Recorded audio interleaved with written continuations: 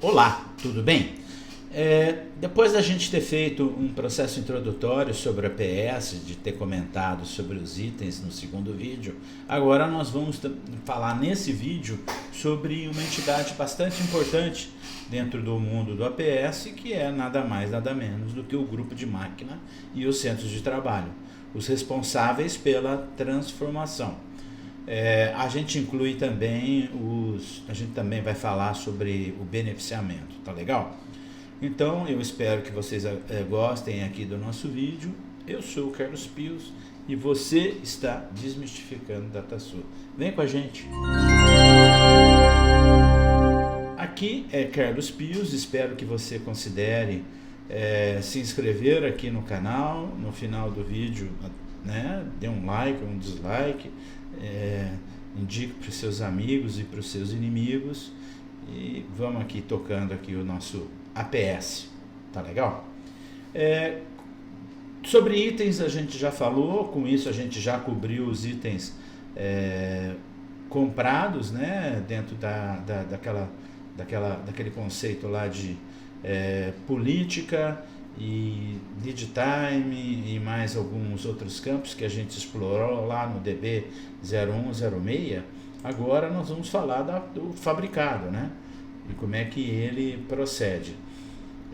No caso, a gente tem aqui no nosso menu o grupo de máquina, o DB 0107. A gente herda algumas coisas. Então a gente herda algumas coisas lá do nosso ERP, seja DataSul, Proteus, seja lá qual for. A gente herda alguns dados de lá, e a gente tem aqui quase tudo. O que a gente herda de lá seria o calendário, o número de máquinas, na realidade é o número de centros de trabalho que a gente tem. E o mais importante são essas três pastinhas aqui de sequenciamento, otimização de setup e batelada, que eu acho que a gente tem mais que explorar. Uma outra atividade aqui também bastante interessante é esse nível de GM. O que é esse nível de GM? É comum a gente frequentemente executar esse cálculo do nível de GM. Ele facilita bastante no cálculo, essencialmente, lá no DB 0201 e no DB 1003. Para que serve esse sujeito aqui? Ele na realidade nos ajuda a definir qual é o nível que a nossa máquina, nosso grupo de máquina vai atuar. Se ele está atuando aqui embaixo, aqui em cima, ele é um facilitador e a gente ganha bastante performance com ele. Então é interessante a gente estar tratando sobre isso, tá? Aqui também tem esse botão de GM alternativo, se for o caso, nós não vamos falar agora sobre isso. Matriz de redução de preparação, esse aqui a gente já vai falar alguma coisa. A gente herda também lá do DataSul e do Proteus alguma coisa. Manutenção do GM, lógico, se for o caso, nós não vamos estar atuando aqui nesse momento, tá legal? Manutenção por faixa de cargas de batelada para quem trabalha com batelada. Mas vamos voltar aqui para o parâmetro, para esse sujeito aqui, e aqui a gente pode estar definindo o nosso pulmão máquina. Não vamos estar falando de pulmão nesse momento. Capacidade protetiva, isso tem a ver com o pulmão, em tá criando um pulmão. Como nós vamos deixar para falar de pulmão numa próxima fase, nós vamos também deixar esse cara para a próxima fase. O calendário, ele importa lá do ERP. Consecutivamente é importante a gente manter esse calendário. Se a gente trabalha com semana comercial de segunda a sexta, se a gente trabalha 24/7, então a gente tem aqui dentro do APS o calendário, mas a gente importa também. Número de máquinas é o número de CTs que está ligado a ele, e a área de produção ele também herda do DataSul, mas isso também não vem aqui ao caso agora. Se ele é um grupo de máquina principal e os intermediários ou intermediários, se o valor de redução é em percentual ou em horas, se aloca o centro de trabalho com prioridade ou com a prioridade ou uniforme. Eu acho que isso já é autoexplicativo. Vamos lá, sequenciamento. O processador, vamos começar pelo processador, depois a gente vem aqui para cima.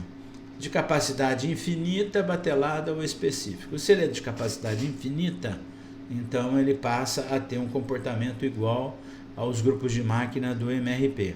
Se ele trabalha com capacidade finita, então a alocação dos centros de trabalho ligado a eles são obrigatórios.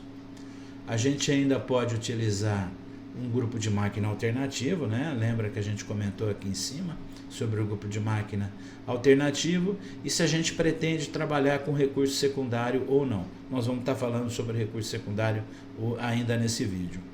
Então, se esse grupo de máquina é um grupo de máquina que eu quero considerar os tempos dele, então, desse grupo de máquina, eu tenho que colocar como capacidade infinita. Posso colocar como infinita, mas também posso tratar a alocação do centro de trabalho em separado e, consecutivamente, o recurso secundário. Se eu não quiser tratar a alocação desse grupo de máquina de capacidade infinita, eu também não vou tratar o recurso secundário e também não vou tratar a GM alternativo. Tratamento de tempo de setup, né? Se ele é proporcional, tratamento de tempo, se ele é proporcional, fixo, por lote ou dependente da ferramenta. Isso também está autoexplicativo. Altera CT de OP firme, sim ou não, ou somente não altera se iniciada, quer dizer, só altera de não iniciada. Isso é interessante principalmente quando tem bastante migração dentro dos meus centros de trabalho, isso é bastante importante, tá joia? Se aqui a gente opta por fazer o tratamento por lote, ele pergunta para mim qual que é o tratamento, qual é o tamanho desse lote, tá legal? 99% é proporcional. Se eu levo 1 minuto para fazer uma peça, eu levo 10 minutos para fazer 10 peças. Tá legal? Então, a partir do momento que eu passo aqui para a capacidade finita, ele já habilita aqui o meu botãozinho aqui, minha pastinha aqui de otimização de setup. A hora que eu passo para infinita, ele desabilita. Então, vamos manter finita como estava. Nessa parte de cima aqui, prioriza operações iniciadas. Então, o que é o sequenciamento? Como que eu vou colocar, vou dar inteligência para o APS para ele decidir por mim o que eu vou priorizar, o que eu vou colocar na frente. Então, eu tenho aqui 1, 2, 3, 4, 5, 6, 7, 8 regras de despacho. Essas regras de despacho, eu acho que não vem o caso da gente estar discutindo em vídeo, porque são muito grandes, mas tem uma FAQ que eu vou deixar alinhada aqui no vídeo, que a gente pode estar tratando uma a uma. 99% dos clientes tratam data de entrega. Por quê?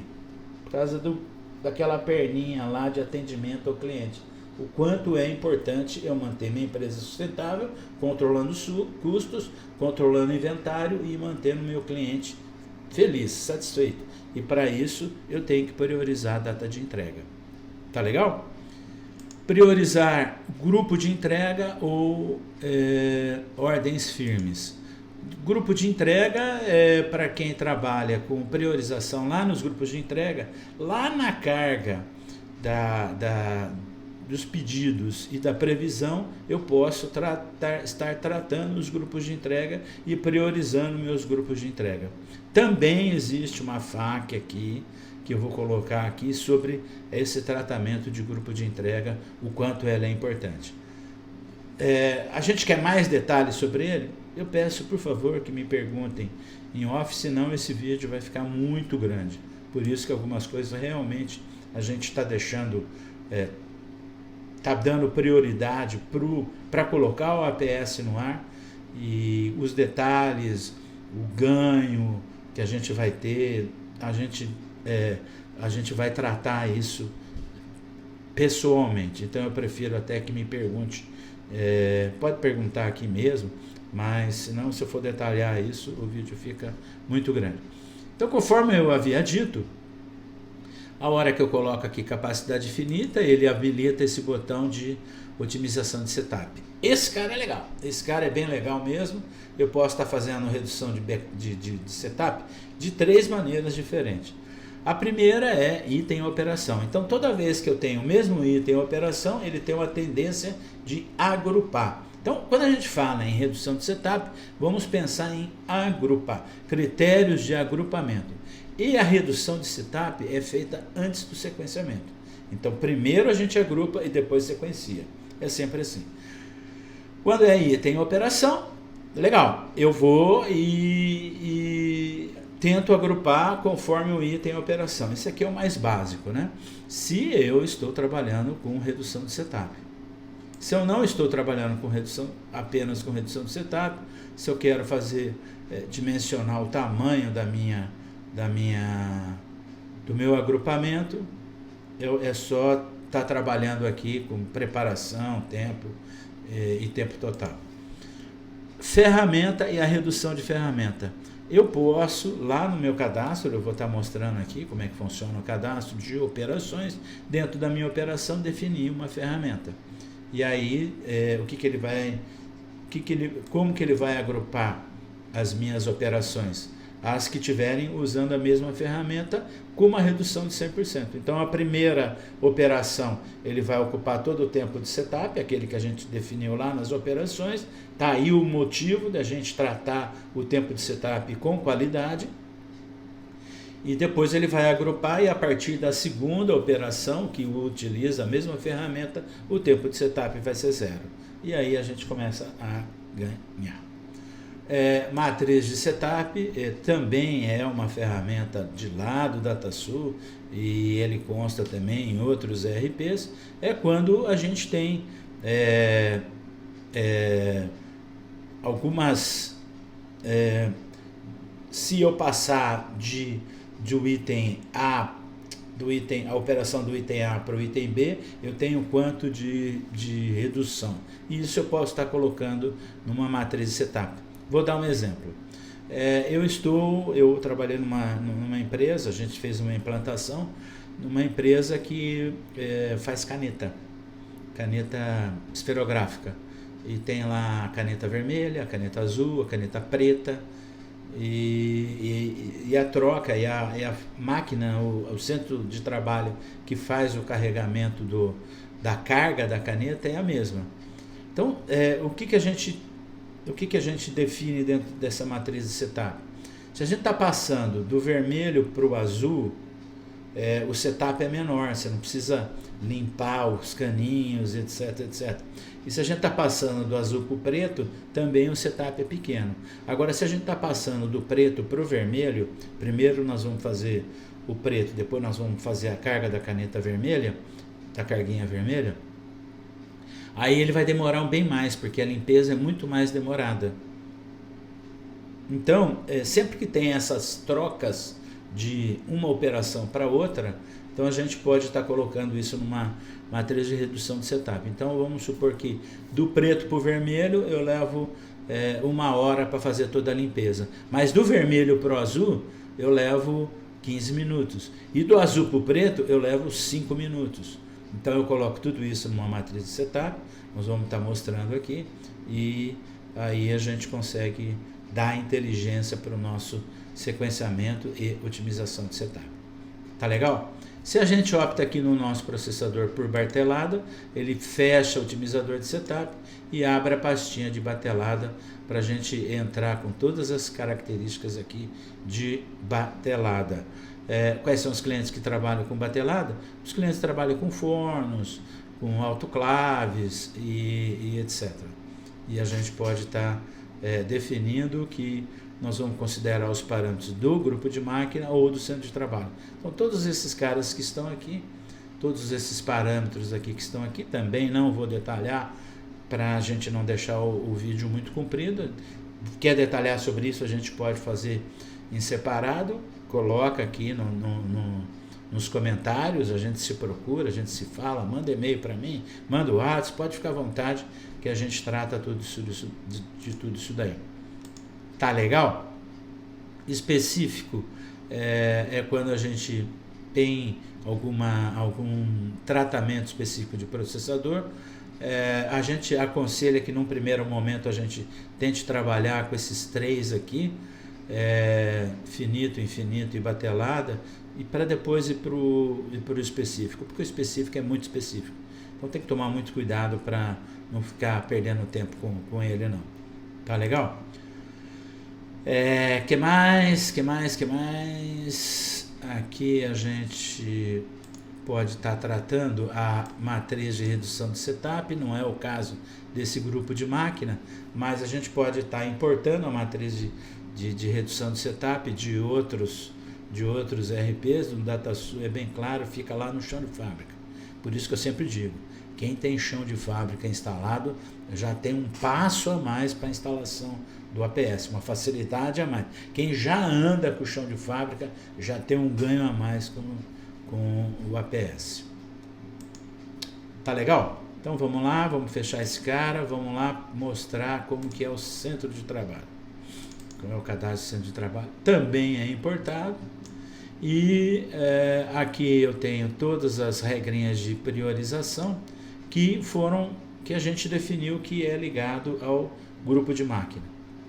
Aqui a eficiência do meu centro de trabalho e assim por diante. Recurso secundário, quais são os recursos secundários ligados a esse centro de trabalho?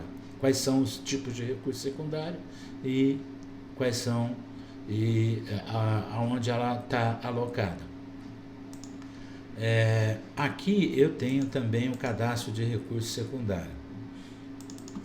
Esse recurso secundário é um dos poucos cadastros que tem, como eu já havia comentado nos outros vídeos, que ele tem inclusão de ocorrência. A gente pode estar importando dos RPs, mas esse cara aqui, ele tem, aqui pelo fato de ser tão específico, a gente tem essa inclusão aqui, que pode ser por aqui. E quais são os tipos de recursos secundários que eu tenho?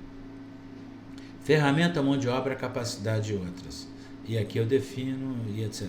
Eu acho que está bem claro qual é o papel do recurso secundário. Não é um centro de trabalho, não é uma furadeira, não é uma fresa, não é uma bancada. O que eu posso ter como recurso? Mão de obra. A gente já participou de alguns projetos que a gente optou, porque o mesmo operador trabalhava em 2, 3 máquinas ao mesmo tempo. Então a gente acabou colocando mão de obra como recurso secundário. Então cada operador era uma mão de obra e ele só poderia estar trabalhando em uma máquina por vez. Isso daí trouxe um encarroçamento muito grande no cálculo. Então a gente tem que trabalhar com muita parcimônia a hora que a gente for trabalhar com qualquer um desses. Porque o APS não foi feito para otimizar a mão de obra e nem ferramenta. É um recurso para ajudar. A gente só não pode fazer com que ele nos prejudique, nos atrapalhe. Tem que tomar cuidado. Tá? Tá legal? Então esse aqui é o recurso secundário que a gente vai estar trabalhando. Dentro das nossas operações, vamos mostrar aqui o processo de fabricação de um item. Aqui a gente tem o processo de fabricação de um item. Eu tanto posso trabalhar com operações como com roteiro e ou processos. Isso também é herdado lá do DataSul, né? Ele tem alguma inteligência com relação ao processo, que eu posso lá estar tratando o roteiro e lista de componentes por algumas regrinhas, né? Estabelecimento, tamanho do meu lote. Então a gente trabalhou numa implantação de um cliente que fazia ração animal e aqui no Sudeste o roteiro usava milho e lá no Nordeste usava sorgo. Então a lista de componentes ficava diferente para estabelecimentos diferentes. Ou se eu trabalho com uma quantidade acima, se minha ordem é acima daquele padrão, eu tenho um roteiro diferente. Como assim roteiro diferente? Eu faço em máquinas diferentes. Então, por isso que ele tem esse processo. Isso vem de lá do DataSul, tá? Essas operações estão ligadas direto ao item. Então, esse item aqui, 001, tem a operação 101, e eu posso estar modificando alguma coisa aqui. Uma vez que eu modifico aqui, na próxima atualização do meu ERP, ele vai sobrepor isso. Então, é interessante a gente manter esses tempos lá no ERP. Qual é o grupo de máquina, quando o phase in ou phase out, se ele é interno ou externo. O que quer dizer externo? Beneficiamento. E tempo significativo. Se eu tenho tempo significativo e o meu grupo de máquina é de capacidade finita, ele vai participar do meu sequenciamento. Atento também, ó, esse tempo aqui, ó, é para fazer 100 peças, tá? Isso é bastante interessante a gente estar tratando e se atentando a isso. Fora isso, eu tenho aqui também quais são os CTs válidos. Essa operação pode entrar em que CTs? Em que centros de trabalho? Nesse caso aqui, ele não tem nenhum centro de trabalho ligado, até porque esse grupo de máquina ponto aqui, ele não tem nenhum, ele é de capacidade infinita. Então, a gente, vamos ver se eu acho aqui um que eu talvez não ache, tá? Recurso secundário, aqui eu posso estar incluindo meus recursos secundários que eu importei ou cadastrei, e qual é a quantidade consumida, se é na operação completa, se é na preparação, só na preparação ou só na produção. E as ferramentas que eu posso estar, da mesma maneira que eu trabalho com recurso secundário, se eu quiser trabalhar só com a ferramenta e fazer o setup, a redução do setup em cima das ferramentas, eu tenho que estar importando isso e colocando isso lá no meu ERP. Tá legal? RedPert, ela é fundamental, ela é obrigatória.